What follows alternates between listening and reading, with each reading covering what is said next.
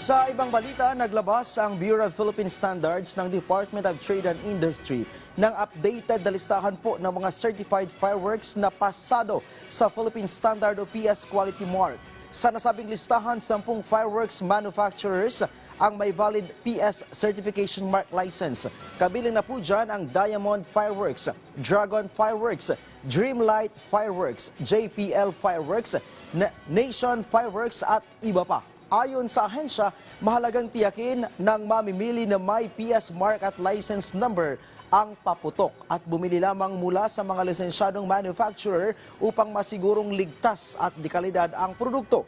Kasabay nito, muling pinalahanan ng DTI ang publiko na sundin ang mga fireworks safety reminders gaya ng hindi pagpulot ng paputok na pumulya, pagsusuot ng proteksyon sa mata at paghahanda ng tubig o first aid kit sakaling may emergency.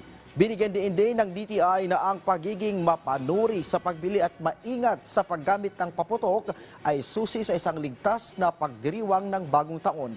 Ang kumpletong listahan po ng DTI BPS Certified Fireworks ay maaaring tingnan sa opisyal na link na ito o social media page ng DTI.